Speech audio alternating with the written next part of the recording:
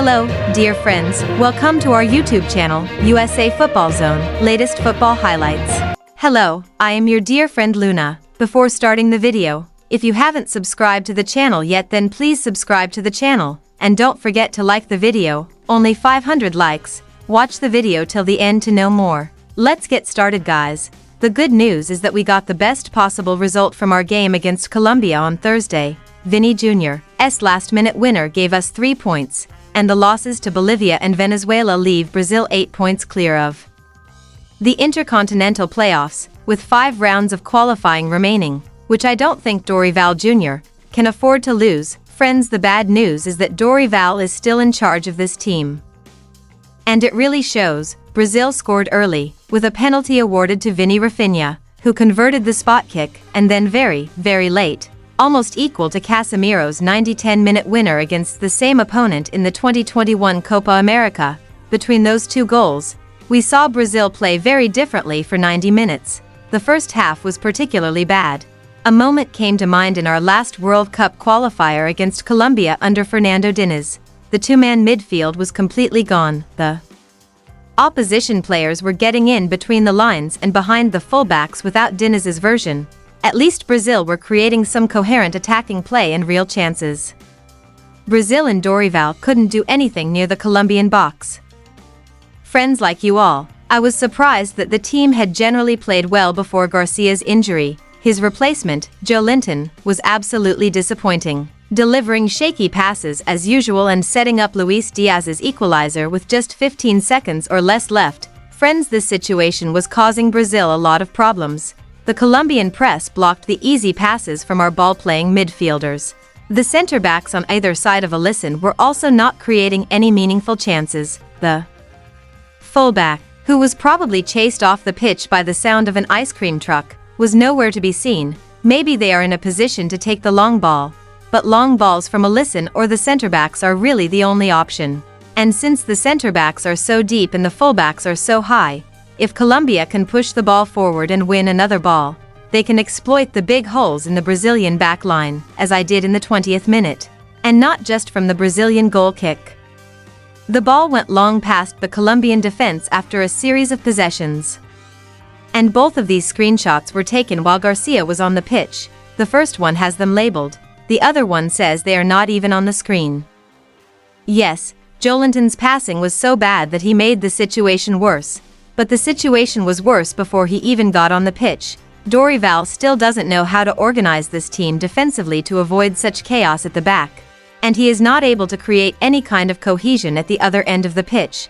Dorival has only called up 4 midfielders in the squad, leaving him with no other options if 2 of his starting midfielders fail to perform or if his starting midfielders suffer from injury and disciplinary problems. Since Bruno Guimaraes and Andre both came within 1 yellow card of a ban in this round of matches, they thought they could rely on at least one of them to play against Colombia.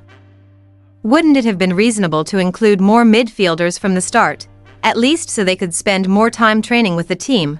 Friends, more importantly, whereas a 4-2-3-1 or 4-4-2 can only be played with 2 proper midfielders, where the attacking players have the important tactical responsibility of providing cover, Brazil seem capable of sending them out in a 4-2-4, where the forwards have little responsibility to supplement the numbers in the middle when needed. This meant that the midfielders had to cover more space and the opposition players leaned more towards them, which put them in more situations where they could feel the pull for a loose ball or commit tactical fouls that could result in them being shown a yellow card.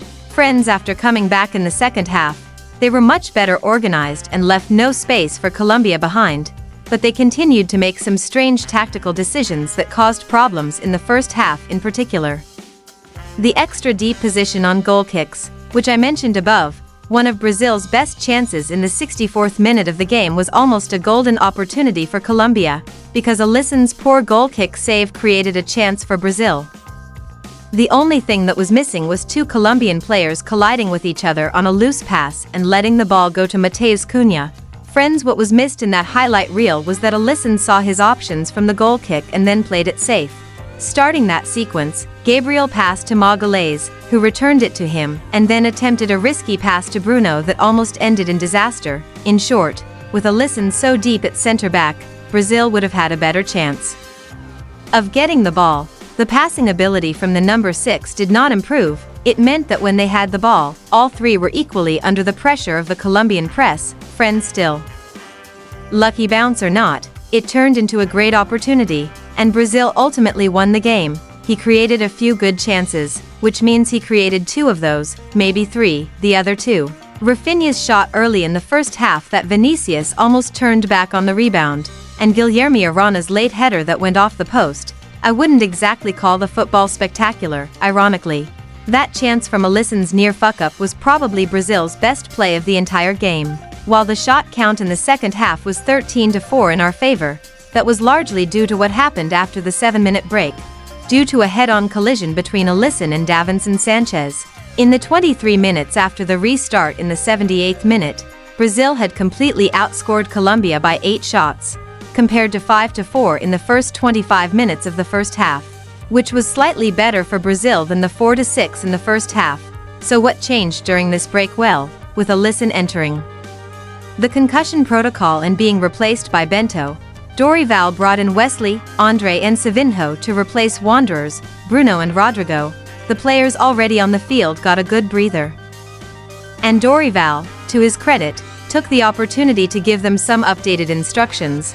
The result was a notable difference when play resumed. Brazil played with more urgency and speed up front, avoiding Colombia's pressure and moving the ball towards their opponents more quickly, and also looked a little more compact at the back.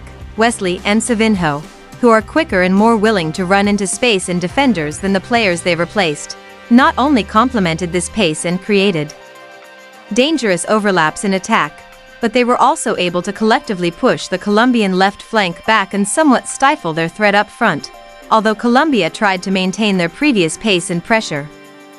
It was no longer effective, although Brazil still managed to create only one half-decent chance, as Vinicius' long shot took a helpful deflection. Still, I am inclined to believe that if this type of play continues for the full 90 minutes, it will have great consequences in the future.